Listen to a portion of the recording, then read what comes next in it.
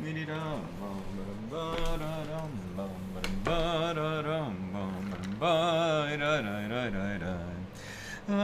la la la la la la la la la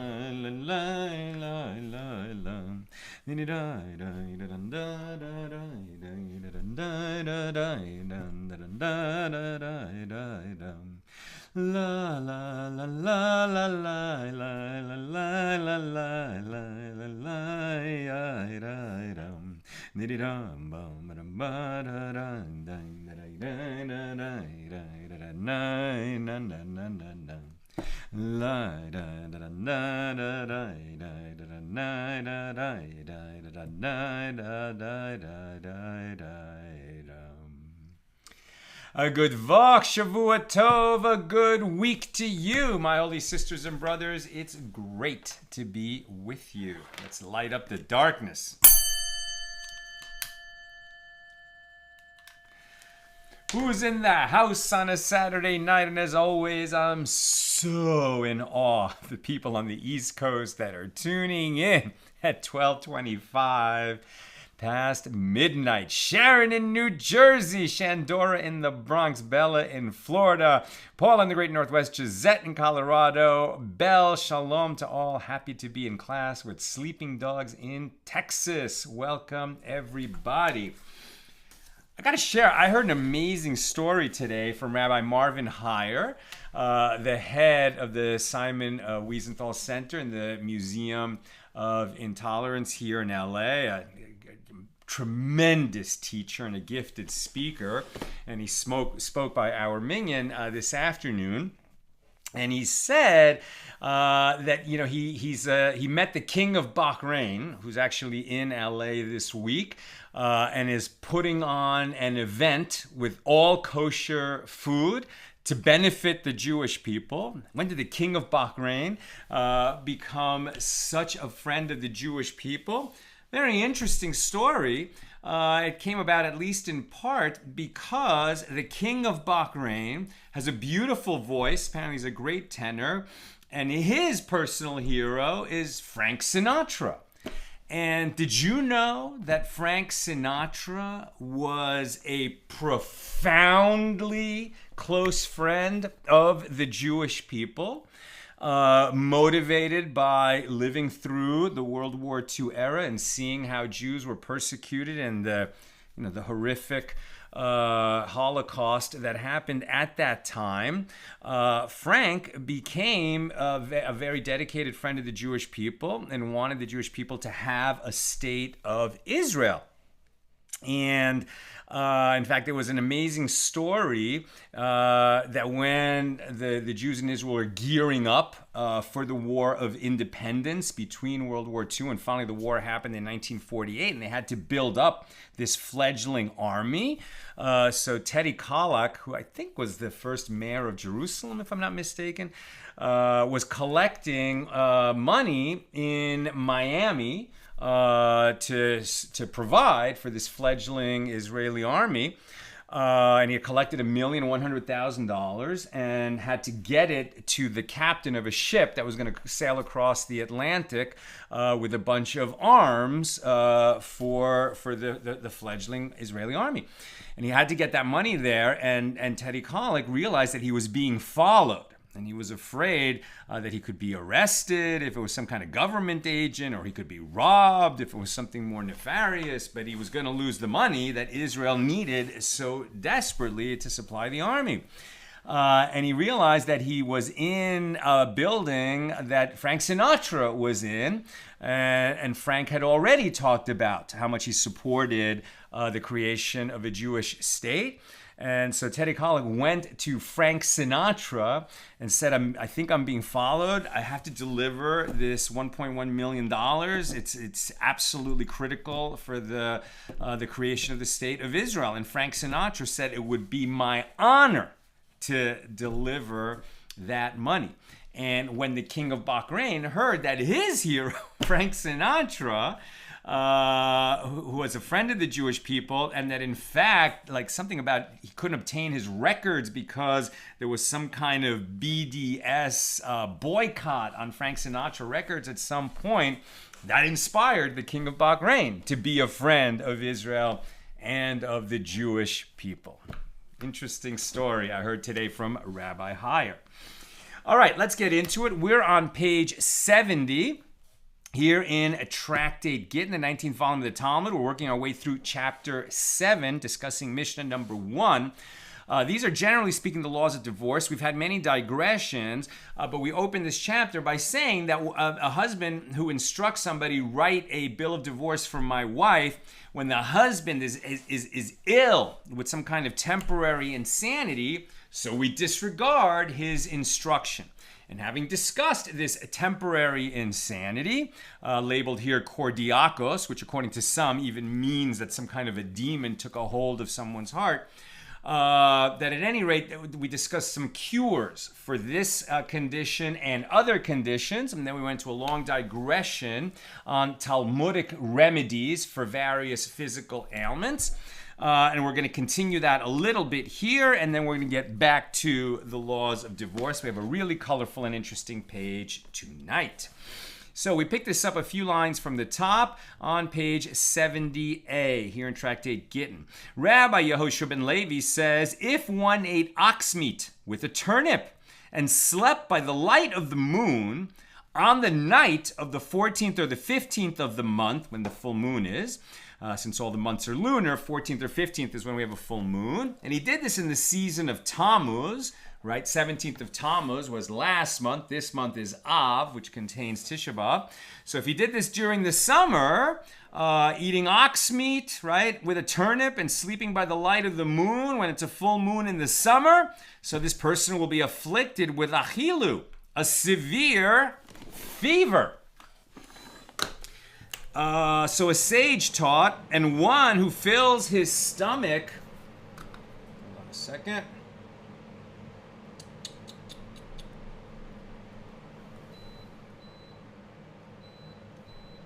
Okay. Where am I? And the sage taught, and one who fills his stomach with anything, meaning he eats too much, right? So overeating leads to this fever of achilu. And Rav Papa said, even if he fills his stomach with dates.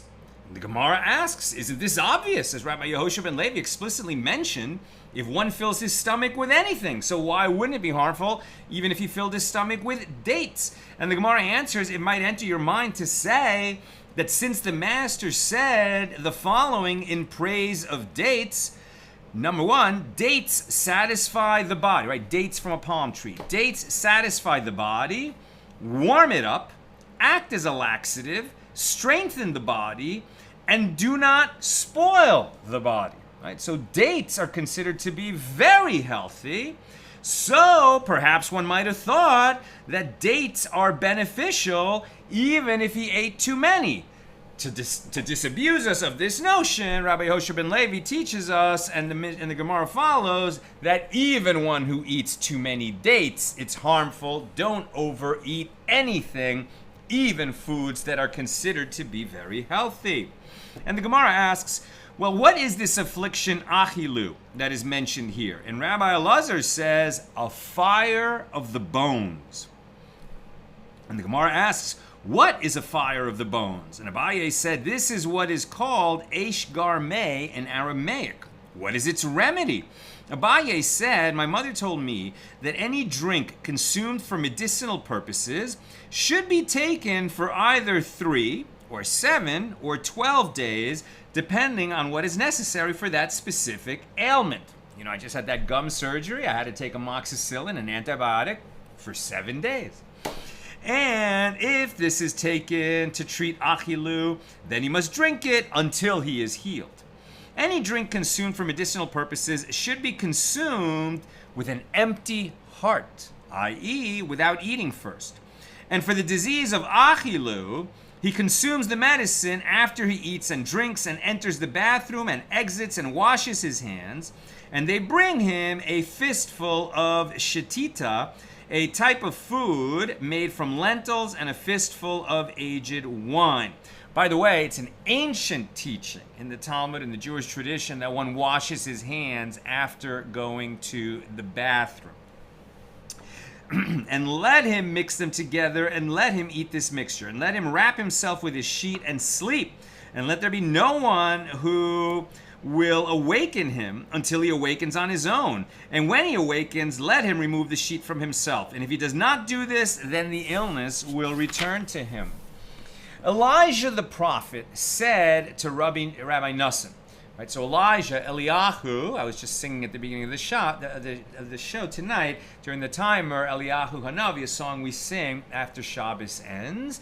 So Eliyahu has this distinction, right, that he never died. He ascended without dying. And because he never died, he is this, unique individual that is understood to travel between earth and heaven.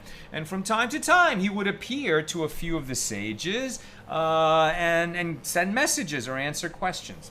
So Eliyahu the prophet, Eliyahu Hanavi, said to Rabbi Nassim, eat a third of your fill, and drink a third of your fill, and leave a third of your fill, so that when you become angry, you will become full. If you do this, there will be room, as it were, for the anger. If you become angry when your stomach is full, you will be harmed. Let's just pause on that for a second. The Talmud is advising us never overeat. You don't have to eat until you're stuffed, right? The comedian Louis C.K. famously said, a meal's not over when I'm full. A meal's over when I hate myself. That's terrible, according to the Talmud. You shouldn't even eat till you feel full. Now, I know this is true because I'm somebody who tends to eat fast, and by the time I feel full, I've overeaten. Whereas if I eat a certain amount of food that I know is like, that's enough, I don't feel full yet, but if I eat a good amount, a healthy portion, and then I just pause, maybe talk with my friend, or if I'm eating alone, read something, and then ask myself after 5 minutes, am I still hungry? So often the answer is no. So stop eating before you're full, because you don't get the feeling of being full until you're overfilled. And if you do this, you leave room for yourself to feel strong emotions, because if you are both overstuffed and then you become angry or feel some very strong emotion, now the body's having problems. And I don't really know exactly what the word means, but the word that comes to mind is apoplectic. So, probably using that word wrong, but it comes to mind. Now, Rabbi Chia teaches one who does not want to come to a situation whereby he contradicts intestinal disease should become accustomed to dipping his food in wine or vinegar, both in the summer and in the winter. And he also teaches you should remove your hand, i.e. stop eating, from a meal that you enjoy so that you do not overeat. There's that lesson again. And do not delay yourself at the time when it is necessary to relieve yourself. We hear this lesson in a bunch of different places in the Talmud. When you have to go to the bathroom, do not hold it in. It's not just unpleasant and uncomfortable. It actually hurts the body. So whenever possible, when you gotta go, go. Mar Ukva said, this one who drinks inferior white wine will be afflicted with weakness, vitak. So it's translated as weakness, but this word vitak, which we're going to be talking about, the source of this word and its meaning remain unclear. According to Rabbi Binyamin Musafia, it derives from the Greek phthisikus, meaning afflicted with a degenerative illness, particularly tuberculosis. Others assert that it comes from the Greek heticus, which, among other things, means seriously ill. So it's some kind of illness, perhaps even a little bit generalized, unspecified in Talmudic times. Maybe it's something they understood then. But it's maybe one of those, like when you just feel sick, right? So something that's just going to make you feel sick and you're not even sure what it's causing it. So one of the causes for that is inferior white wine. Rav Chisda said there are 60 types of wine, and the best of them all is red, fragrant wine, and the worst of them all is inferior white wine. $2 Chuck comes to mind, the $2 wine from Trader Joe's. Now, Rav Yehuda said, this one who sits near the fire during the mornings in the month of Nisan and rubs himself with oil and then goes out and sits in the sun, he will be afflicted with vitak.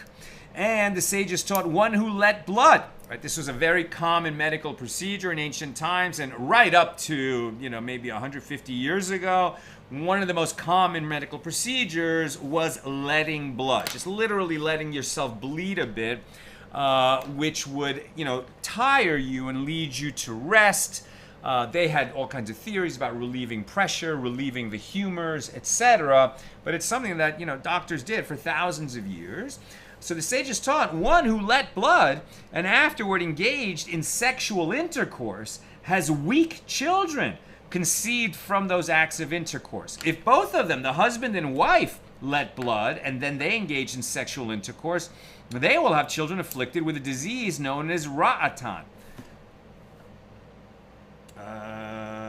And this disease is not precisely identified. There are several theories as to its nature. It may be referring to Hansen's disease, more commonly known as leprosy, but we're not sure. And Rav Papa said, we said this only if he did not taste anything after letting blood. But if he tasted something, then we have no problem with it. Now, one who donates blood, that's very similar to what it does to the body as letting blood. And what do they tell you after you've given blood? They make you sit there and rest and not get up and do anything, not walk around, not engage in strenuous activity, and make sure to drink some water and eat some calories. And there you see, and agrees squarely with the Talmudic advice. Rabba Bar Rav Huna says, one who came back from traveling on the road and engaged in sexual intercourse immediately has weak children conceived from these acts of intercourse. The sages taught, with regard to one who comes in from the bathroom, he should not engage in sexual intercourse until he waits the measure of time it takes to walk half a mil, which is about a mile, because the demon of the bathroom accompanies him. The demon of the bathroom accompanies you after you've gone to the bathroom, presumably number 2. And if he engaged in sexual intercourse without waiting this measure of time, he has children who are epileptic. And the sages taught one who engages in sexual intercourse while standing will be afflicted by spasms. One who engages in sexual intercourse while sitting will be afflicted with dalaria. If she, the woman, is above and he, the husband, is below during sexual intercourse, then he will be afflicted with dalaria. And the Gemara asks, what is dalaria? And Rabbi Yehoshua ben Levi says the remedy for dalaria is dardara. And the Gemara asks, what is dardara? And Abaye said saffron of thorns. And Rav Papa would chew and swallow this remedy, and Rav Papi would chew and spit it out. What is dalaria? There are several opinions as to the correct meaning of this word. Some derive it from the Latin dolor, meaning pain or illness. Others have the version dararia and claim that it is derived from the Greek diarrhea or diarrhea. According to the Aruch, dalaria appears to be a disease that causes shortness of breath.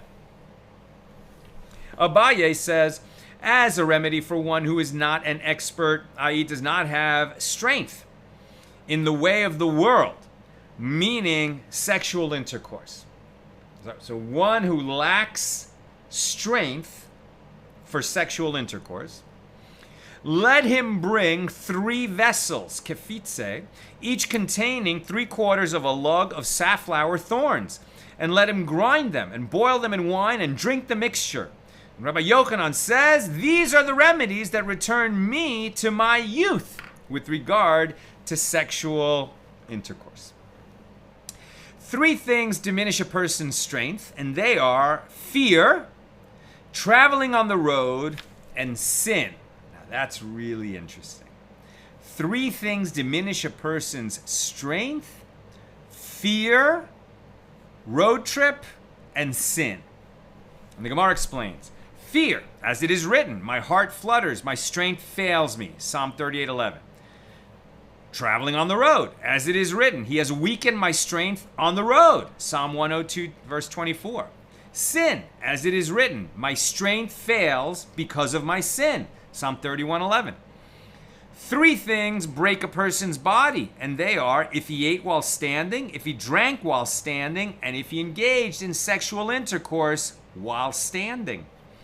There are 5 actions that bring one closer to death than to life. And they are if he ate and stood up immediately, if he drank and stood up immediately, if he let blood and stood up immediately, if he slept and stood up immediately, and if he engaged in sexual intercourse and stood up immediately. So these are all activities that you should take your time standing up. After eating, after drinking, after giving blood, after sleeping, and after engaging in sexual intercourse, don't be in such a hurry to stand up. With regard to one who performs the following acts, if he performs the 6 of them consecutively, he will die immediately. And they are, if 1, a person came back from a journey on the road and was exhausted. And number 2, he let blood.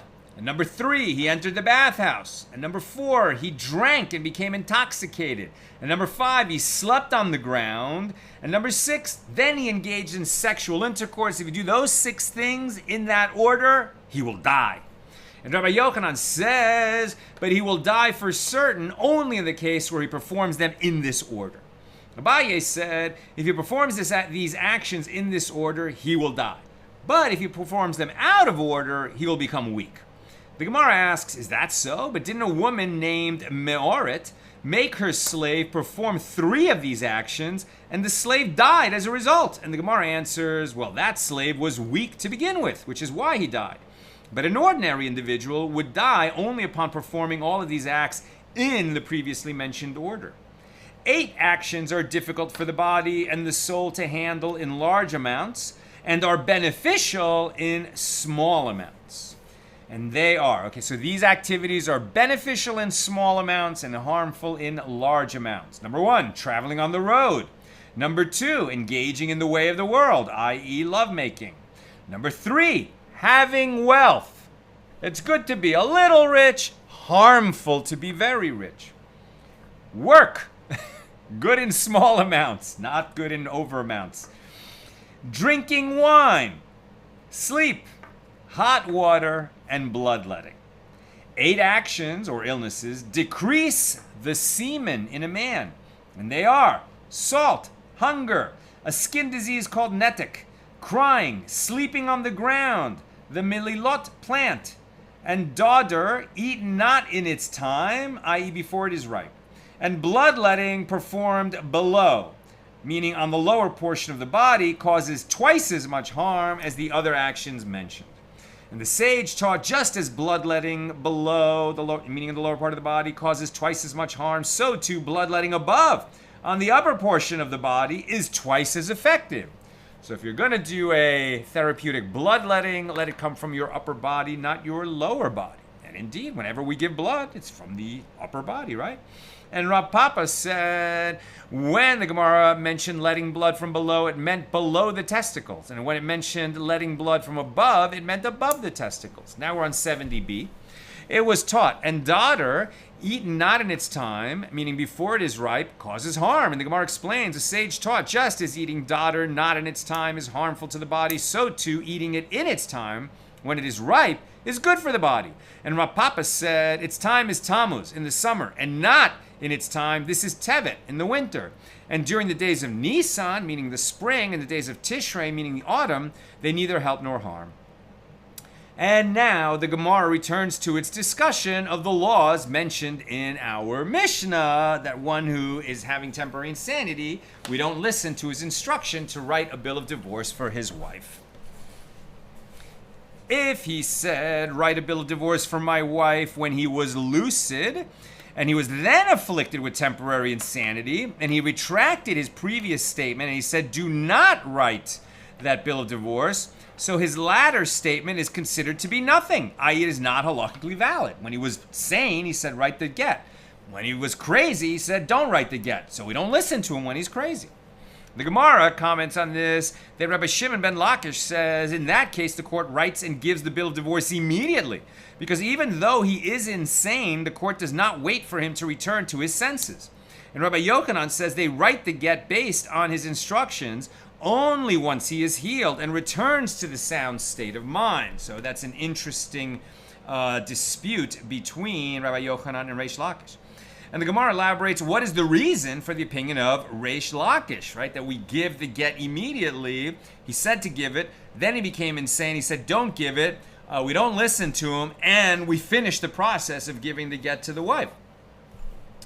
And so that's according to Reish Lakish. What is his reason? As it teaches in the Mishna, his final statement is when he was crazy and said, don't give her the get, this is considered to be nothing, which indicates that his initial statement stands and the court should act in accordance with his instructions. Now, by contrast, Rabbi Yochanan, who says we wait until he becomes sane again before we actually complete his instruction to give her the get, Rabbi Yochanan could have said to you as follows: when the Mishnah said that his final statement is considered to be nothing, it means that when his mind becomes lucid, it is not necessary for the court to return and confirm his instructions. Rather, they rely on his statement. But the court actually writes the get only once he is once he is healed. And the Gemara asks, with regard to what principle do Reish Lakish and Rabbi Yochanan disagree? Reish Lakish compares one afflicted with temporary insanity to one who is sleeping. If one said to write a get and went to sleep, then the court may write it without waiting for him to wake up. And Rabbi Yochanan compares him to an imbecile. When he is afflicted with temporary insanity, he is not of sound mind, and therefore he is unfit to give the bill of divorce, and we don't give it on his behalf following his instruction. And the Gemara asks, and Rabbi Yochanan also could compare him to one who is sleeping. So why does he not do so? And the Gemara answers, one who is sleeping is not lacking in action, meaning that no action is needed in order to awaken him, and he can awaken on his own. But this one who is afflicted with temporary insanity, he is lacking in action by not taking the remedy mentioned earlier. And that's how we got into the digression on Talmudic remedies for various ailments. And the Gemara asks, and Reish Lakish could also compare him to an imbecile, so why does he not do so? And the Gemara answers, there is a difference, as there is no remedy in our possession that can cure an imbecile. And since there is no remedy, a bill of divorce may not be written on his behalf. By contrast, for this one who is afflicted with temporary insanity, we have a remedy in our possession. As the Gemara explained on page 67b, the remedy for temporary insanity is to eat lean red meat roasted over coals and drink wine that has been diluted with large amounts of water. And the Gemara asks, but did Rabbi Yochanan actually say this, that the court must wait for him to regain his mental capabilities? But didn't Rabbi Yehuda say that Shmuel says, if one was attacked by another who slit his throat and severed the two pipes, his trachea and his esophagus, or the majority of the two pipes, and the dying man signaled and thereby stated through his gestures, write a bill of divorce for my wife, then those present should write and give the get to his wife. I mean, get the picture. This guy's got what they used to call a Colombian necktie, right? When there was the cocaine cartels. The throat has been slit, blood is pouring out, he's gonna die in, minutes, maybe seconds, but he somehow manages to communicate, write a get for my wife, so we listen to him. So she's gonna become a divorced woman rather than a widow, which can actually help her in case he's childless and she doesn't have to deal with chalitza or yibum with his brother that survives him. So it's better in this case, perhaps, the husband is saying it'd be better for her, or at least it's his instruction, that she should get the get. So we listen to him. And it was similarly taught in a baraisa. If they saw a man whose limbs had been severed, or he was crucified on a cross, and he signaled and thereby stated, write a bill of divorce for my wife, then those present should write and give the document to his wife. And this teaches that it is permitted to write a bill of divorce even on behalf of one who cannot be cured and will certainly die. If so, why does Rabbi Yochanan claim that a bill of divorce may be written for someone afflicted with temporary insanity only once he has been cured? And the Gemara rejects this. How can these cases be compared? There, after his throat was slit or he was crucified, his mind is lucid, but he has begun to feel weakness and he will die very soon. Consequently, he cannot speak. but his intellectual capabilities are assumed to be intact. But here, in the case of one afflicted with temporary insanity, his mind is confused, and he is not lucid enough to act with intent. So the Gemara asks, but did Shmuel actually say this? That someone whose throat has been slit is treated as though he is alive and he can give a get? But didn't Rav Yehuda say that Shmuel says, if someone slit the two pipes in his throat, or the majority of the two pipes of the victim, again, but didn't Rav Yehuda say that Shmuel says, if someone slit the two pipes of his throat, or the majority of the two pipes, and the victim fled without the witnesses seeing what ultimately happened to him, then they may testify with regard to him that he is dead. Interesting, right? They see somebody who is surely going to die. They didn't see him die, but he's got a condition that it's unimaginable that he would survive. So even though they didn't see him die, they can testify that this man died. And if it enters your mind to say that one whose throat has been slit is alive and able to instruct others to write a get, then why can witnesses testify with regard to him that he is dead? And the Gemara says in response to this that he is currently alive, and on account of this he can give a get to his wife, but ultimately he will certainly die within a short period of time. Consequently, it is possible to testify with certainty that he died later on, but in the meantime, we can follow his instruction, if it's clearly given, to give his wife a get. And the Gemara asks, if that is so, that he is assumed to have ultimately died, then the one who slit his throat should be exiled on his account if he did so unintentionally, right? If he slit the guy's throat unintentionally, so it's not a premeditated murder. So this is a candidate who can flee to one of the cities of refuge when we have sovereignty in the land of Israel, the temple is standing, etc. Since exile is the punishment for unintentionally killing another person. If so, why is it taught in a baraisa if he unintentionally slit the two pipes in his throat, or the majority of the two? For example, if one dropped a knife and accidentally cut another person's trachea and esophagus, then this person is not exiled. And the Gemara answers, wasn't it stated with regard to that baraisa that Rabbi Hoshaya says, we are concerned that perhaps the wind made him senseless, and it was not only the one who dropped the knife who caused this man's death, but also the wind or some other factor. One who only partially causes the death of another is not exiled. Meaning, like, maybe you started a chain of events that ultimately resulted in another person dying, but that's not the same. You know, like if I negligently swing an axe to cut a tree, and in my backswing, right, with the axe, I hit someone in the head and it kills him.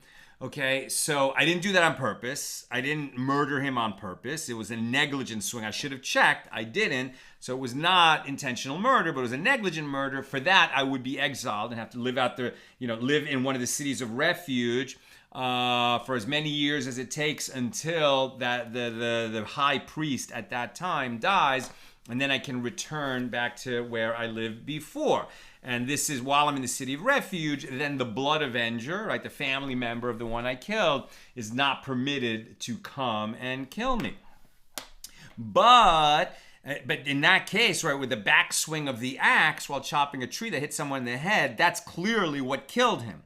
On the other hand, if I swing the axe backwards and I hit a palm tree that happened to be behind me, and then a coconut fell and smashed a windshield that led another car to swerve, and then hit a third car that hit a fourth car, and then ultimately that resulted in a car accident that killed somebody. It sounds like that would be an indirect causation, and for that, I, the initial person who swung the axe, would not be exiled to one of the cities of refuge. I think that's how I'm reading this.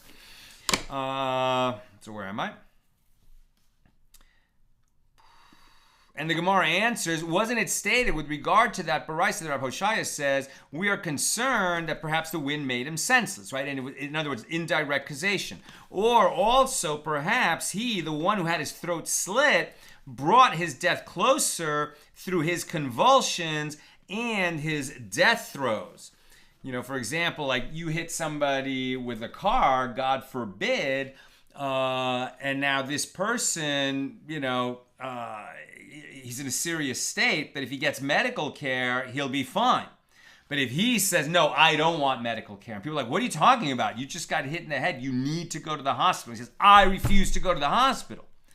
And then he dies. Okay, so then the chain of causation, right, becomes a little bit harder to parse.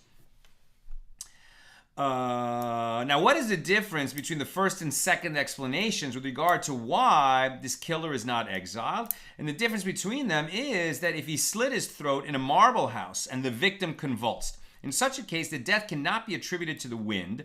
So according to the first explanation, the killer would be exiled. Rather, his death can be attributed to his convulsion. So according to the latter explanation, the killer would not be exiled.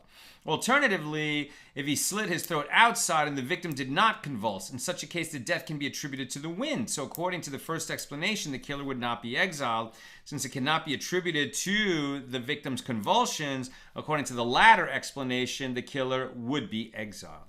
New subject, the Mishna teaches, in a case where the husband became mute, and the members of the court said to him, shall we write a get for your wife? And he nodded his head as a signal. And then the court checked his intent 3 times with different questions. If he said no, shaking his head to questions to which he should have answered no, and he said yes to questions he should have answered yes, this demonstrates that he understands the question and his intent is clear even though he cannot speak. And the Gemara asks, but let there be a concern that perhaps the involuntary movement of no took hold of him, and he continuously nods his head as if he were signaling no, even though he does not intend it. Alternatively, perhaps the involuntary movement of yes took hold of him. And Rav Yosef Bar Minyumi says that Rav Nachman says the meaning of the Mishnah is that we, the court, say alternating questions to him, switching between asking him questions to which he must answer yes and questions to which he must answer no. And if he shows that he lucidly understands what we're asking him by providing the correct answers, then we understand this guy's of sound mind. He's unable to speak, but he's gesturing to us that he wants to divorce his wife, so we listen to him. And the Gemara asks, but let there be a concern that perhaps alternating involuntary movements took hold of him, such that he switches between nodding his head yes and nodding his head no. And so coincidentally, these convulsions of his head correspond with the questions that are being asked, as unlikely as that seems. But maybe he doesn't really understand what questions are being put to him, and it's just by coincidence that he's making the correct head gestures, nodding yes or nodding no, at the right time. So we would be concerned that he's not really of sound mind. And the school of Rabbi Yishmael taught, the court says to him questions concerning the matters of the summer in the rainy season and concerning the matters of the rainy season in the summer in order to check if he is answering coherently. I'm very close to done. Questions or comments, get them in. The Gemara asks, what are these matters that the court asks of him to check that he is lucid? If we said that the court asks him if he wants a warm coat in the summer or a thin sheet in the rainy season, and he answers that he does, this cannot serve as proof of his intellectual capabilities, as the following is possible. Let there be a concern that perhaps he has the chills, even though it is summer and he needs a warm coat. Alternatively, that the heat afflicted him during the rainy season and he requires a thin sheet, in which case his response does not demonstrate his lack of comprehension. Rather, it means that the court asks him questions with regard to produce that is not found during that season. At any rate, we get the sense that the court is going to quiz him at some length to make sure that he is lucid before it goes ahead and acts on the instruction he seems to want to give his wife a get. Okay, let's take a couple of questions. Here on Gittin, page 70.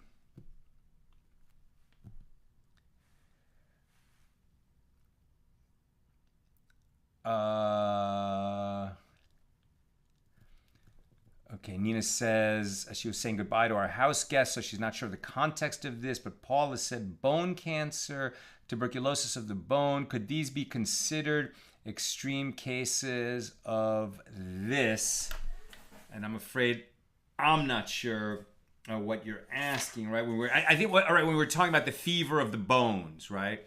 So I'm not sure. But as I said yesterday, when we did a lot of these remedies, right? I feel like this, these descriptions that are being given of remedies for certain conditions, it's really almost like sort of like bullet points, kind of like a medical guide for healers, right? And I don't think that we, who don't understand anything about how medicine was practiced in those days, could take these instructions and apply them ourselves for these conditions. First, we're not even sure what condition is being spoken about. And second, we're not really sure, how they took these plants or herbs or the various, substances and processes that they used for the medicine of that time.